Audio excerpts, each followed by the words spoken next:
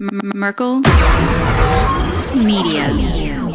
Hi, I'm Tony Merkel, CEO of Merkel Media and host of the Confessionals Podcast. I recently hosted a conversation with Timothy Alberino, and he asked if he could share it with his audience here on YouTube, and I told him absolutely. So what you're about to view is the conversation that we had for the Confessionals. If you like this conversation, you want to see what more we have to offer at the Confessionals, go ahead and check us out on Apple, Spotify, or right here on YouTube. We do a lot of in-studio conversations and remote like we did today with Timothy Alberino, but what we do is we talk to people about their experiences with the supernatural realm, how it affects them in today's world, and how they're moving forward. It's a very conversational show. I hope you guys enjoy it, but until then, I hope you really enjoy this conversation with Timothy Alberino because it was one for the ages.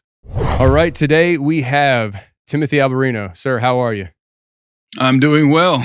Thanks for having me on your podcast. Man, I'm glad you're here. So, listen, I got to tell you, years ago, I mean, we're talking probably 7-8 years ago now, I was driving my tractor trailer in Philadelphia, Pennsylvania, and I'm listening to Timothy Alberino on YouTube. And I had just started a podcast, and I was like, you know, man, I got to get this guy on my show one of these days. And here we are 7 years later, it's finally freaking happening. So here we are. I appreciate it, man. Years ago when I first found you, you were talking about, I remember the first thing I ever heard you talk about was living in Peru and kind of like your journey of taking you there and how you got there and all that stuff. And, you know, some of that stuff is probably old news at this point for you to regurgitate and talk about. You've since come out with, the most recent book that you have, Birthright, we have at the house and we've been going through it. And if you could just let people know about Birthright, why you wrote it, what it's about, and where they can get it. Okay, Birthright. It's always a little bit difficult to give a synopsis of the book because I cover a lot of territory. I cover everything from the inception of mankind. Actually, I start in a pre-Adamic context, a galactic battle that I think predated the existence of mankind.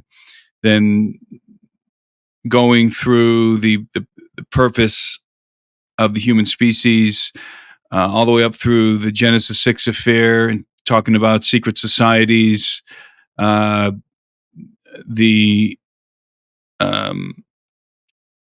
resurrection of the Atlantean world order, a new religion. I talk about aliens and UFOs. I talk about transhumanism. And I kind of cap things off with my view of the Battle of Armageddon. So it's really a compendium of various themes that I weave together or attempt to weave together in this book. So it's not about one specific thing. I guess if there's a through line in the book, it would be the gospel of Christ and the purpose of the human species. Weaving through all those different topics. Yeah, it can be a very complex topic to go through when you start going down some of these rabbit holes. People that want to look into the book and stuff, they can get it on Amazon. Do you have a specific way you'd like people buying the book, though? No, they can get on Amazon, Walmart.com, BarnesandNoble.com, all the major book vendors.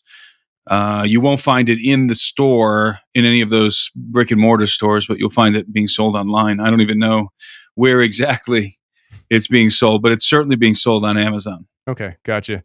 Well, people can check it out and stuff. We have it, and I know a lot of people have been buying it, and it's an awesome book. So check it out. Now, you dive into the topic of aliens, you dive into the topic of transhumanism. I mean, really, over the years, I've heard you talk about pretty much anything, and you can just kind of rap about it. Let's kind of maybe talk about the idea of transhumanism, and maybe that even transitions into alien conversation, which there's a lot of that going on in present day. How dangerous do you view the reality of transhumanism when it comes to mankind in the present? We live in a time where people see things, but they don't really understand how close to the reality of things coming to be it is. And I would like for you to kind of maybe share your opinion on that. Well, the real danger is the fact that we are heading toward a post-human apocalypse on planet Earth. Transhumanism is an amalgamation of two terms. it's transitional in its connotation. Transition and human, in other words, transitioning out of humanity is really what transhumanism means, becoming something other than a human being. On one side of transhumanism, you have the human species. On the other side of transhumanism, you have the post-human species. And that's where we're headed. And I believe that there are some very particular consequences, ramifications associated with losing our humanity. I think that the fundamental questions that we need to be asking ourselves, that we need to be asking today in this generation, and these are questions that are unique to our generation. No other generation has had to contemplate these questions, but we do. What does it mean to be a human being? That's the first question. And the second question is our humanity worth preserving? Again, those are two questions that no other generation has had to contemplate. Those are actually the two questions that I attempt to answer in my book. And it is the real danger of transhumanism is enveloped in the let's say the purpose of mankind and the function of mankind on planet Earth. And we have to contemplate what happens when the human species loses those genetic trademarks that make us the offspring of Adam. Because I believe that my book is called Birthright. I believe that the birthright of mankind is dominion of planet Earth, that we were created to be vice regents of the king. We were supposed to rule this planet according to the precepts, the model of the kingdom of heaven. Of course, we've failed miserably. And that this dominion that we've been given, it's been bequeathed to the human species, that it is inherited. It's not merited.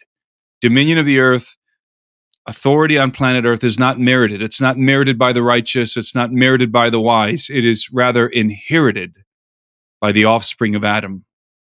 It's inherited through our genome. So good, bad, or indifferent, we retain dominion of the earth as long as we remain human. And so what happens when the offspring of Adam lose dominion of the earth because they forfeit those trademarks that make us human? That's a very serious question to ponder. And I believe that the gravity and consequence of losing dominion on planet Earth is precisely what we see unfolding in the book of Revelation, when all hell literally breaks loose on Earth. And the hybrid son, who I believe will be the hybrid son of the dragon, Apollo, the antichrist, rules on Earth. And we'll see a tyranny, a technocratic tyranny, the likes of which the earth has never seen before. And that's where we're headed. And transhumanism is one of the vehicles that's getting us there. So I think that transhumanism it's a Faustian bargain. And indeed, the term Faustian bargain comes from the play, the German play Faust. And Faust was this scientist who was he was a very erudite scientist, and he wanted to be able to enjoy all of the pleasures of life, and he wanted to have great intelligence and wealth and all of that. And so the story goes, he struck a deal. He struck a bargain with the devil.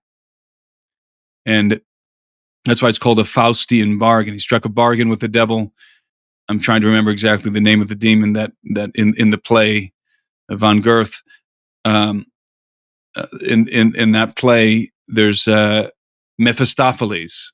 The demon is called Mephistopheles, and so this demon, the devil Mephistopheles, appears, and he strikes a bargain with Faust. He would give him all of his heart's desires, but But the consequence would be that one day Mephistopheles would return to claim his soul.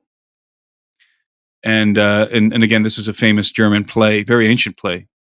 And so Faust strikes the bargain, and he's given extreme intelligence and wealth, and fully enjoys all of the pleasures of life. And then, of course, one day Mephistopheles returns, and Faust has to give up his soul and is basically dragged to hell. And that's what the term Faustian bargain means. And it's quite relevant to transhumanism, because in this it gets very complicated and very deep. But the concept of the posthuman is very much synchronized with the concept of the Übermensch, the overman. And the Übermensch comes from Friedrich Nietzsche's philosophy. And the Übermensch is the overman, or the superman. He is the evolutionary he's the evolutionary peak of mankind. See, Nietzsche subscribed to the theory of evolution, but he did not like Darwin's mechanism of natural selection. He believed that evolution had a purpose. Natural selection doesn't have a purpose. It's blind. There is no purpose to natural selection. But Nietzsche couldn't accept that. He believed that evolution had a purpose, and that the purpose of evolution was what he called the Übermensch, the overman, to bring forth the overman in the earth, this superhuman being. And that the force of evolution wasn't this blind natural selection. Rather, the force of evolution was what he called the will to power. And so evolution was being driven by the will to power. And again, that the ultimate goal of evolution was to bring forth the Übermensch, the overman on planet Earth. And the reason why I'm discussing Nietzsche and the overman, the Übermensch, is because in the story of Faust, the thing that Faust wanted specifically, the thing he really wanted, and what he made a bargain with Mephistopheles to attain, was he wanted to become an Übermensch, an overman, a superman. And that is precisely what he was given by Mephistopheles, by this satanic figure. And so I think that the story of Faust is really very, very apropos to the situation that we find ourselves in today in regard to transhumanism. We are desiring life extension. We're desiring the eradication of every human weakness, genetic and otherwise. We want to run faster, jump higher. We want to be stronger. We want to live longer. And we are now slowly compiling the technological tools to achieve these things. See, we live in the age, we live in the hybrid age, what technologists and futurists call the hybrid age. And the reason why they call this the hybrid age is because you have all of these variegated technologies that have been developing simultaneously, such as what are commonly called the GRIN technologies: genetics, artificial intelligence, robotics, and nanotechnology, among others. But those are four prominent streams. They've been being developed independently in the past, but now those streams are coming together. Those independent technologies are being combined together. And the result is going to be, well, one of the results is going to be a super, an artilect, a super artificial intelligence.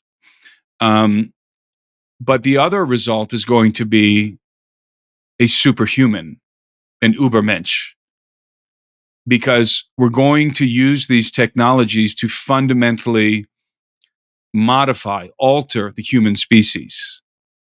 And there's no stopping it. It will happen. And that's the Faustian bargain, you see, because in the process of upgrading our biology, of plugging our consciousness into the internet, for example, plugging our minds into the internet, so that within 10, 15 years, many people will be surfing the net with their brains. That's a given. It's going to happen. That's Neuralink and other technologies that are developing concurrent with Neuralink.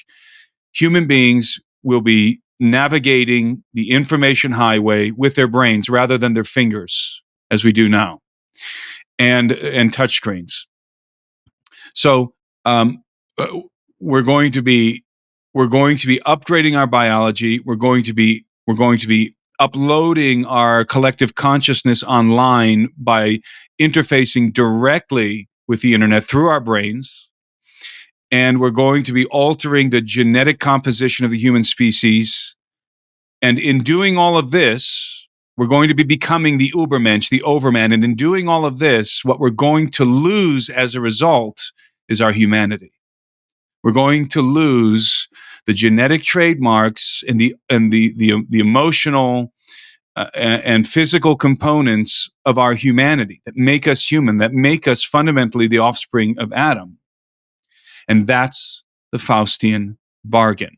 And we've already accepted it. We're going headlong into a post-human apocalypse. And that's why I call it an apocalypse, because it's going to lead to chaos on planet Earth, and ultimately to Armageddon, in which mankind, or rather, post-humanity is going to be led into open kinetic war with the King of Heaven. That's where this thing is going. And Armageddon is not a war with Israel. Armageddon is a war with the returning Christ, with the King of Heaven returning to the earth to recover the birthright of mankind, because he is a man. And so, and this is very complex, and I elaborate on all of these points in my book. And this is going to dovetail, by the way, this transformation from human to post-human is going to dovetail with what I call the alien threat and the revealing of Apollo and his consort, who I call the golden race, because I believe that at some point in time, we are going to be led in the final steps of our transformation, of our evolution out of Adam and into a post-human condition. We're going to be led by these hybrid entities who show up on the scene, who are going to pose as the friends of mankind, indeed, as the Messiah returning to the earth. And he will be a counterfeit Messiah, Apollo, the son of the dragon. And I think that this is clear in Revelation. And so all of these issues that we're seeing begin to maturate, transhumanism, artificial intelligence, UFOs and the revealing of, disclosure of UFOs and the alien presence, all of these things are dovetailing, are coming together. And we're going somewhere. This is not random. We are going somewhere. And we're going precisely where the oracles of the Bible have predicted that we're going. We are headed towards open kinetic war with the King of Heaven.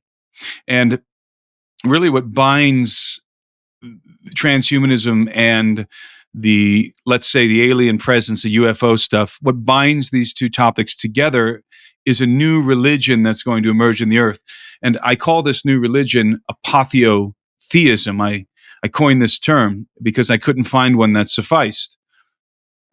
And it is an amalgamation of two words, apotheosis, which is the glorification or deification of mankind, and theism, which is a belief in the gods.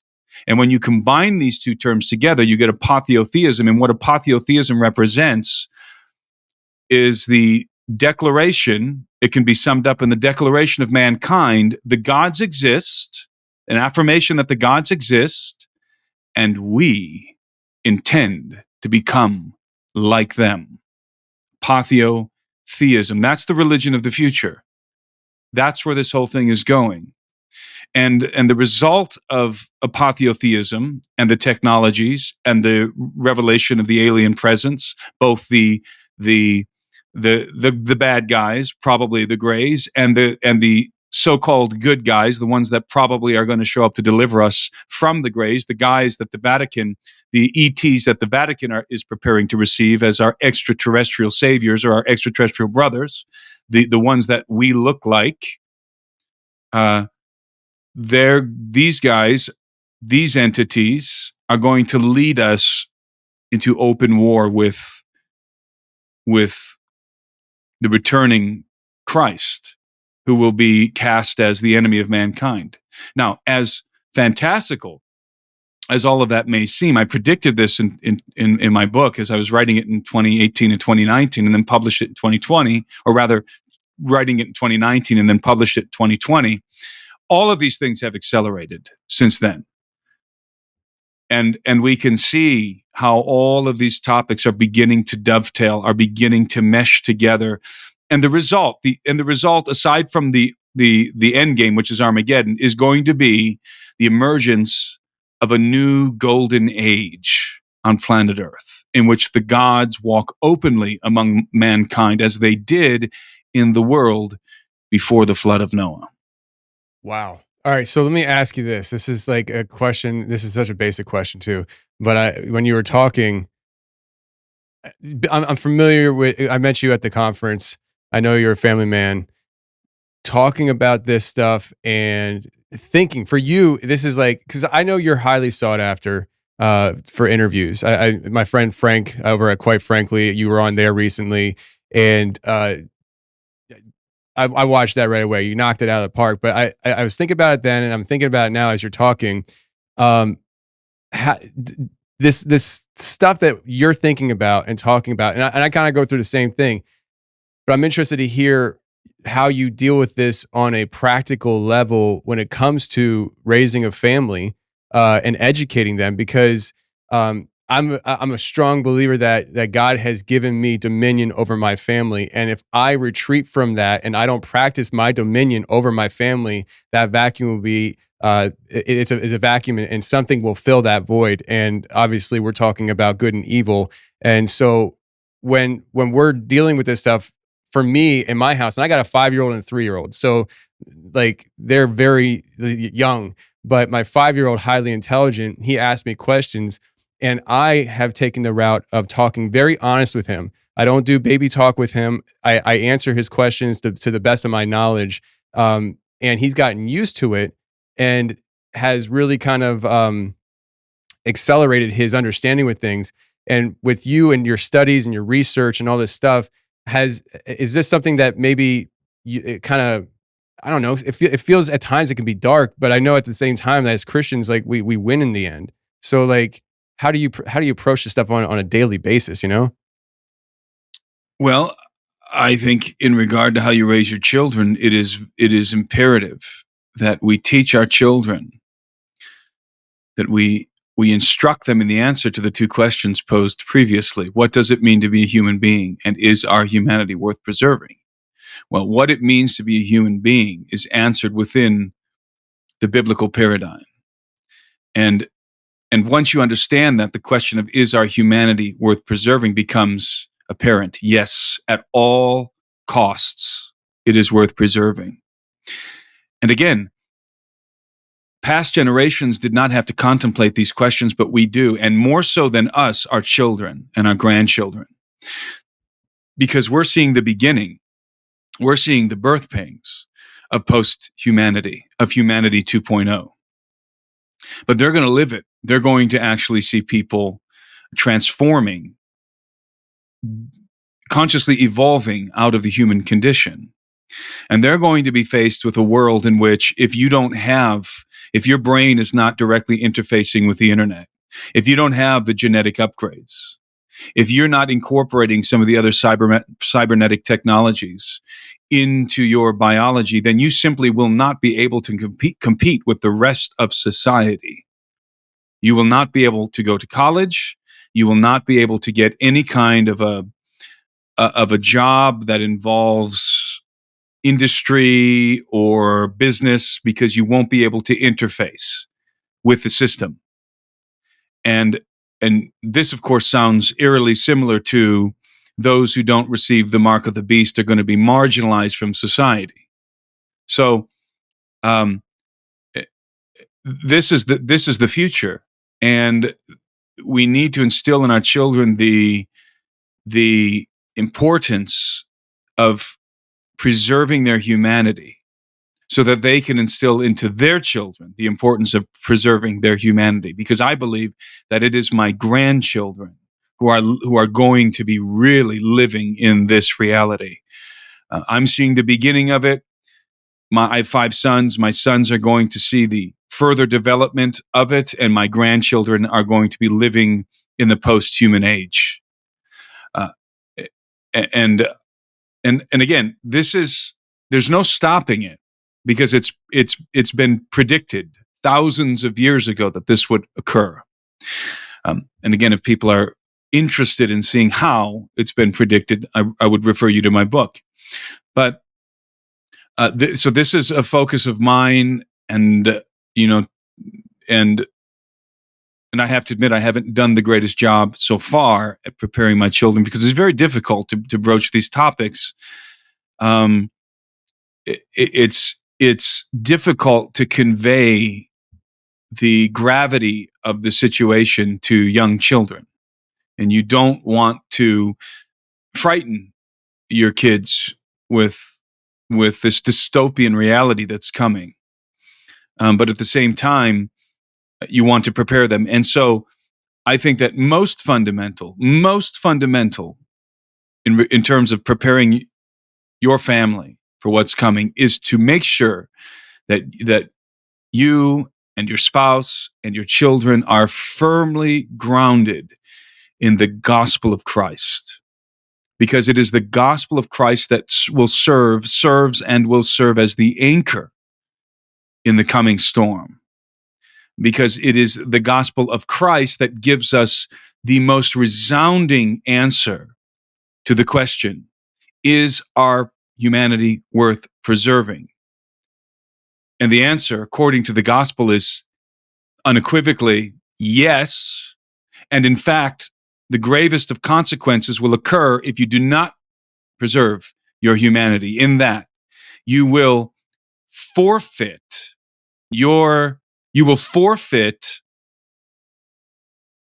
the grace of God through the cross of Christ. Because Jesus died, he became a man to redeem mankind. He died to redeem the offspring of Adam. He did not die for the angels.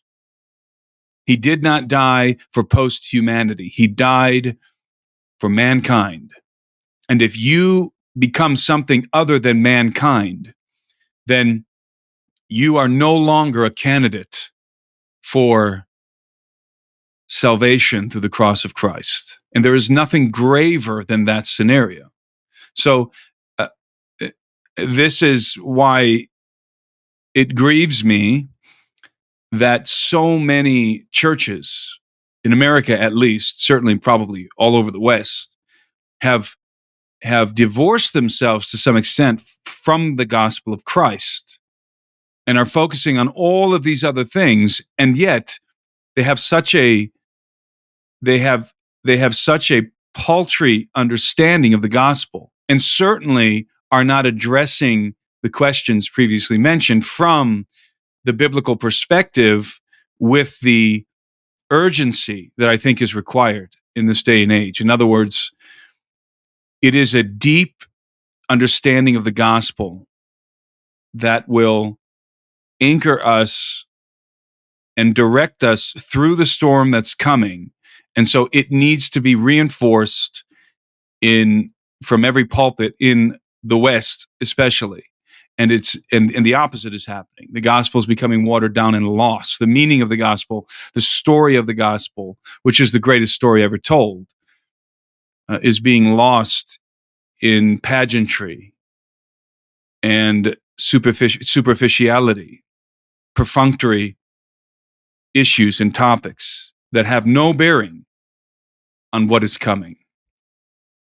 Man, I 100% agree with you on these things. I I actually had to scale back how much I railed against what's going on in a sense because, and I didn't have to scale back, but I kind of readjusted the way I think on certain things because I was going so hard on Western church, and that's what I can speak to. I'm in the United States, right? But somebody brought up to me about a year ago. I was railing about it to them and where it's kind of gone. And they said just simply to me in a very innocent way, they said, "Oh, I agree with you, but I did get saved in one of those churches." And I was just like, okay, I don't agree with a lot of things that are going on in these churches, uh, but for me, because I was pretty much telling people don't even touch them, just stay away from them. And it's like, well, if that's your only option, uh, okay, but so let me ask you about this whole transhumanism thing, though, because Jesus Christ came and died for mankind. Uh, and this is something that I think is elementary, but is it really is this a game plan played out by Satan over a long period of time to get to this point, or is this something that was that's happened out of randomness through advancement of technology and human desire to be their own gods? And I would say that is probably both the same, that desire has been implanted by Satan himself.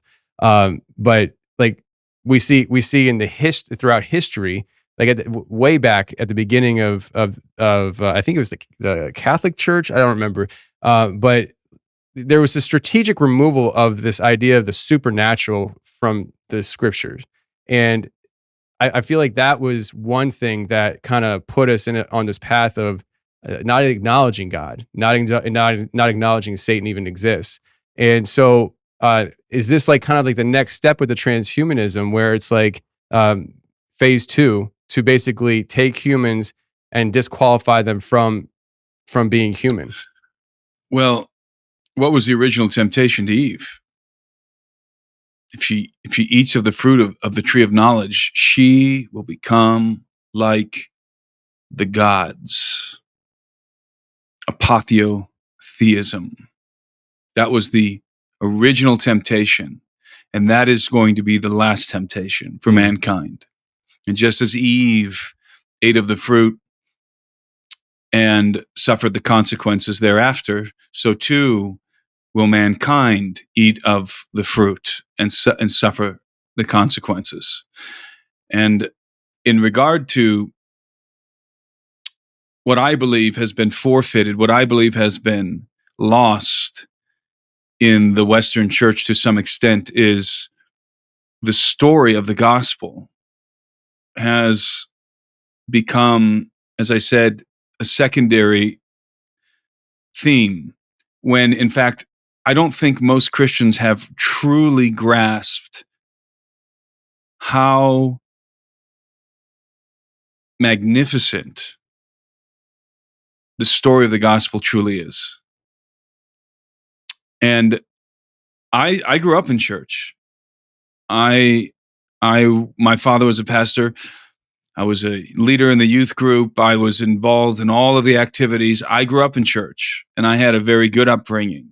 And I would say that I've had an intense,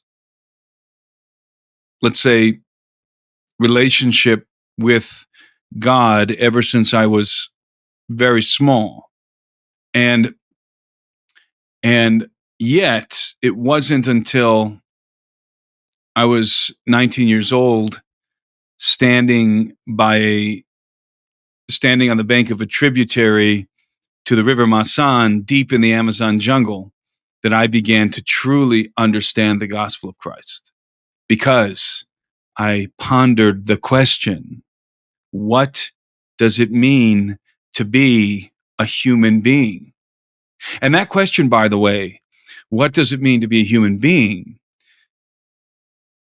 Really, it is most relevant to the disclosure of the alien presence And then the second question, is our humanity worth preserving, is most relevant to the unfolding of transhumanism.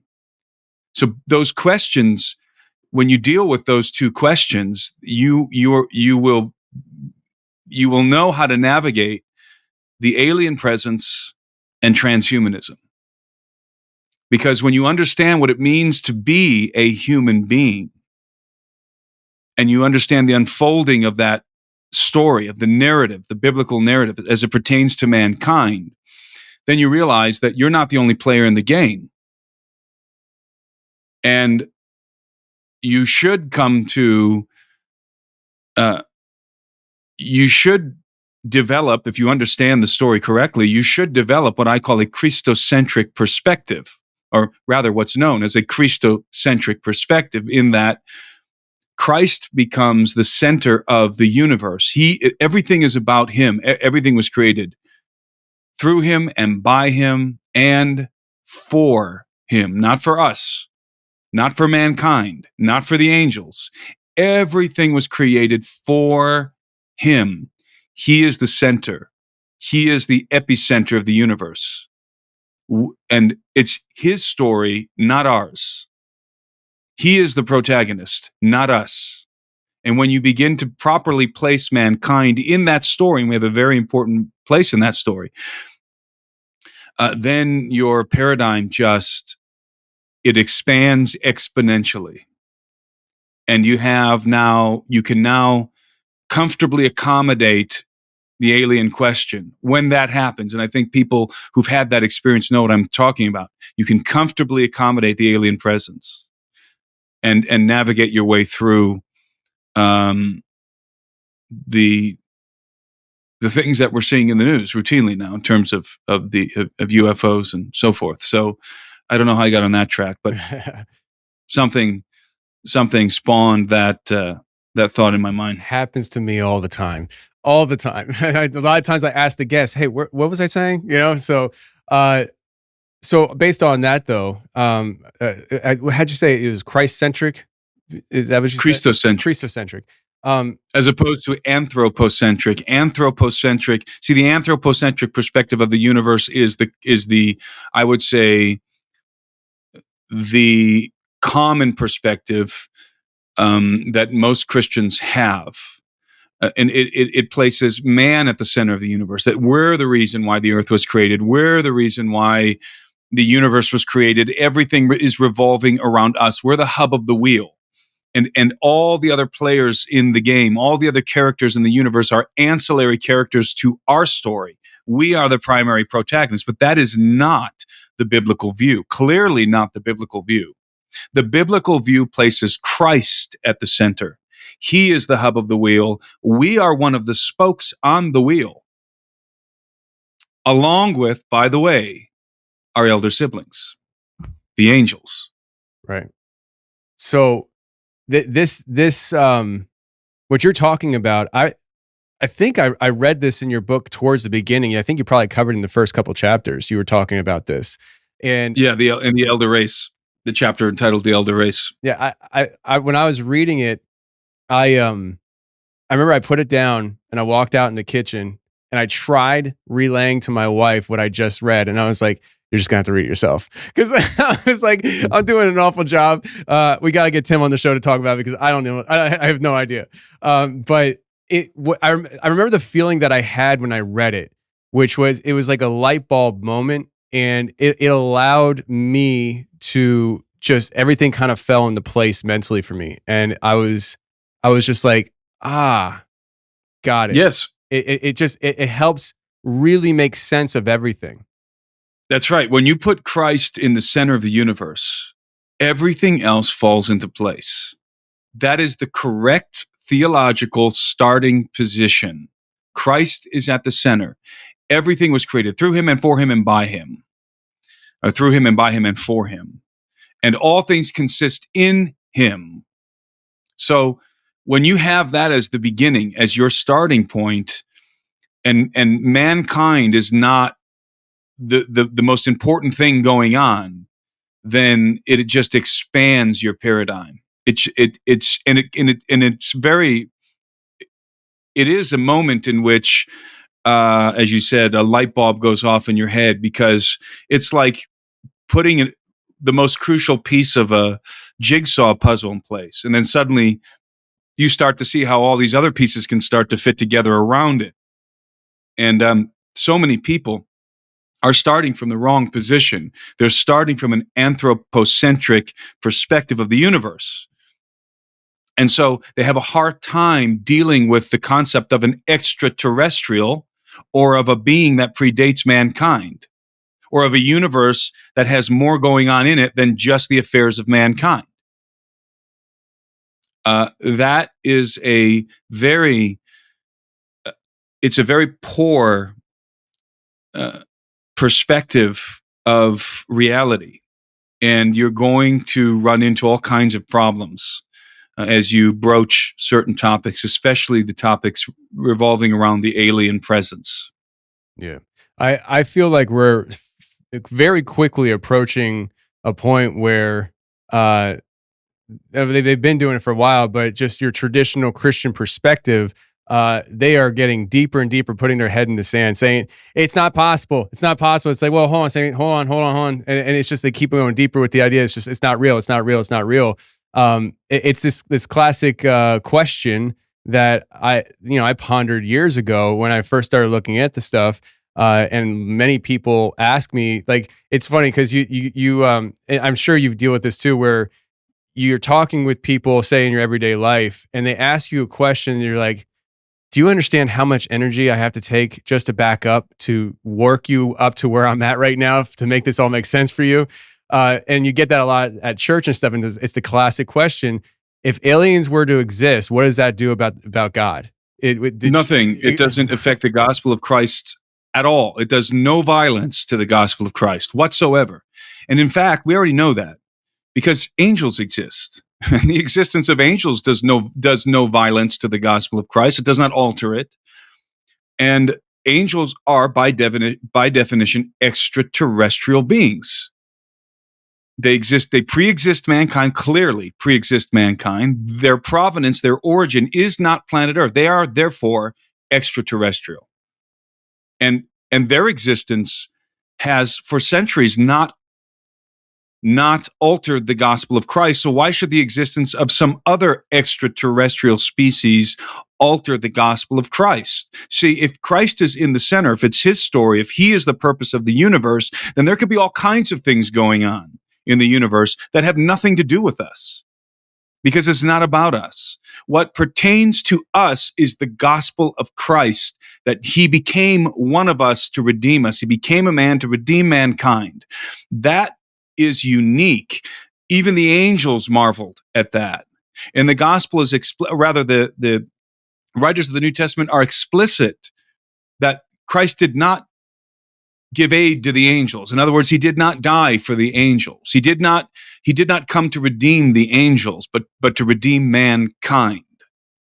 And so that's the gospel of Christ, and that doesn't change. And people will argue. I've even seen intellectuals at the Vatican arguing that, well, if extraterrestrials exist, then obviously Christ would have had to gone and die for them as well. Why? He did not die for the angels. So why should we expect him to die for the aliens or for other factions? It doesn't make any sense. So the argument is to some extent moot. We already know that humanity is unique in this relationship to the Son of God, that he became one of us, that he took upon himself the sin of mankind and nailed it to the cross. That only pertains exclusively to the offspring of Adam. Exclusively. We are the prodigal son. And so Christ leads us back into the family of God. And back not just as a servant, but back into sonship in the Father's house. That's part of the mystery and the magnificence of the gospel of Christ that most people have never really encountered. This idea that mankind was created to be a sibling in the royal family. That was where we were supposed to be. See, that's the tragedy of the fall. The tragedy of the fall of Adam is the fact that we were sundered from the family of God, sundered from our original purpose, because the primary purpose of mankind was fellowship with the Father in the family of God. That was the primary purpose. Secondarily, we were created to govern the earth. That's our twofold purpose: fellowship in the family of God and to be vice regents of this realm, a realm in the midst of other realms. So, and we have siblings in this family. That's who the angels are, clearly who the angels are in the scriptures. And of course, we have, just like among human beings, we have those of us who desire to be reconciled to the Father, right? Because that's what the gospel of Christ is. See, we are redeemed. And by the way, the word redemption means to be bought back, to be purchased, to be bought back. Who are we being bought back from? Who are we being redeemed from? Well, the parable of the prodigal son tells us who we're being redeemed from. The swineherd. The prodigal son became indentured to the swineherd. The swineherd is an archetype of Satan. And so, because of sin, we were condemned with the enemies of God. Our lot was with the enemies of God because of sin, because of Adam's sin. We're condemned with the swineherd, so we had to be purchased back. That's redemption. But that's not the end of the gospel. We're redeemed so that we might be reconciled. And reconciliation means to be brought back into friendship, because the Bible says, the New Testament teaches us that we are at enmity with God. Why? Because we're condemned with the enemies of God. So we're born into the human condition. The human condition is sin and death. It's enmity with God. But the grace of God, the free gift of God offered through the sacrifice of his son, is reconciliation. It's having the sin forgiven, being reconciled, brought back into friendship and fellowship in the family of God. So we're redeemed so that we might be reconciled, and reconciliation happens through the cross of Christ and as well as redemption. So we're redeemed so that we might be reconciled, so that we might be restored to everything that was lost in Adam. Everything that was lost in Adam is regained in the second Adam, in Jesus Christ. And that happens at the resurrection, by the way, which I believe and contend very strongly is what being born again means. Being born again is the resurrection. So this is, by the way, how I teach my children the gospel of Christ. There are three words that if you understand these three words, you can understand the gospel: redemption, reconciliation, and restoration. It's not about not going to hell or going to heaven. That is a very destitute understanding of the gospel. It's about redemption, reconciliation, and restoration. We're going to be restored as full-fledged sons back into the family of God. When all of this comes to a completion and we are resurrected, we will enter back into the family of God as full-fledged sons, not just as servants. Remember the story of the prodigal son, that he reasoned as he was rolling around in the mire and eating the slop of pigs because he became indentured to the swineherd. He reasoned that even the servants in his father's house are living better than him, even the lowly servants. And so he concocted this plan. I'm going to go back to my father and I'm going to tell him, Father, I'm no longer worthy to be called your son. I blew that. I'm not going to ask to be brought back in as a son. That's done. I blew my inheritance. I'm not worthy to be your son. But please take me back as a servant, as a lowly servant. That was his plan. And so, of course, he makes his way back to his father's house. And what's so amazing about the story of the prodigal son is, what is the posture of the father? Is it this mean, angry God who the atheists like to to say that God is this mean, angry figure in the Bible who's just full of vengeance and wants to smite everyone. No, Jesus shows us the posture of the Father towards mankind. He's not standing there to smite you. The prodigal son is going home, and he's expecting his father to be exceedingly wroth with him, to be angry and to reject him. But instead, he finds his father waiting for him, waiting anxiously for him at the door, looking out, waiting for that son, that prodigal son, to return home. And when he sees the prodigal son approaching, he runs out to meet him. And he embraces him and kisses his neck. And the prodigal son says, Father, he tells him his spiel that he's prepared. Father, I've blown my inheritance. I'm no longer worthy to be called your son. Please take me back as a servant. And what does the father say? He orders his servants, quick, go. Bring new robes, bring sandals. Clothe him in new clothing.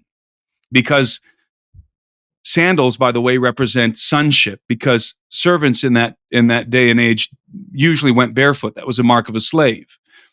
And he's saying, shod his feet with sandals and put new robes on him. And those new robes represent the righteousness of Christ and the resurrection. And they put a ring on his finger, which is the seal of the Father's house, the royal seal of the Father's house. And he brings his son back into the house, into his house, as a son, not as a servant, as a son. And it's the restoration. Everything that was lost, everything that he had squandered and forfeited, was restored to him. And it's not about going to heaven or evading hell. It's about returning to the original purpose of mankind, going back into the Father's house. And I can think of nothing that is more exhilarating, more exciting than the notion that those of us who remain in Christ, who believe in the gospel of Christ, will be ultimately restored to everything that was lost in Adam. All of our genome will be restored to the original blueprint. All of the genetic degeneracy that's been accumulated, the mutational load that's been accumulated over thousands of years, hundreds of generations, will be rectified. And all of those, what I believe, all of those original, innate, incredible capabilities inherent in the human species will be restored. And we will go back into the family. That is the gospel of Christ. That was the mission of Christ. He told his disciples on the eve of his crucifixion that in my Father's house are many rooms. He's evoking the parable of the prodigal son on the eve of his crucifixion. In my Father's house are many rooms, and I am going there to prepare a place for you. And if I go and prepare a place for you, then I will come back to you to get you and bring you so that you may be where I am. That's returning the lost sons, the lost sheep back into the fold, back into the family of God. So that is the gospel of Christ that I'm referring to, that I believe that story has been lost and has been minimized and has been, to some extent, diminished in the Western church. And I think that it is the defense against what's coming, against transhumanism, and it prepares you to be able to accommodate the revelations that are coming in regard to extraterrestrial life into your paradigm without losing your faith. And so that's why I'm so passionate about it, and I think that it's absolutely imperative that people understand the gospel of Christ. Man, listen, I told you that we were shooting for 60 minutes. We're at 54 minutes and 13 seconds, and I don't think I want to try filling the next 5 minutes with a question after that, because I think what you just did is going to leave people really thinking about the topic, not just of aliens and transhumanism, but our role, our literal role within the existence of humanity and our proper perspective on that. I'm telling you, man, I think what you just did is open up some eyes for people. And I really hope, listen, if anybody's listening right now and what he just said to you resonated on such a deep level, you got questions, Tim, I'm sure they can reach out to you, but please feel free to reach out to us as well and let us know that this impacted you, because it impacted me just hearing him say it. So, Tim, before we wrap things up and stuff, go ahead and share whatever you want to share.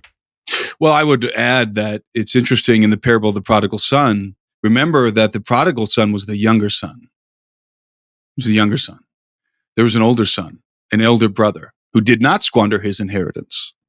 And of course, as is the case in many of the parables and prophecies in the Bible, there are layers to the meanings of these parables and prophecies. And on the surface layer, certainly it could pertain also to Judah, Israel and Judah, and the reuniting of Israel and so forth. I wouldn't deny that. But on the deeper level, it's about Adam. And by extension, it's about us, because ultimately, Israel, the gospel of Christ isn't about the restoration of Israel. The gospel of Christ is about the restoration of the offspring of Adam into the family of God. That's what the gospel's about.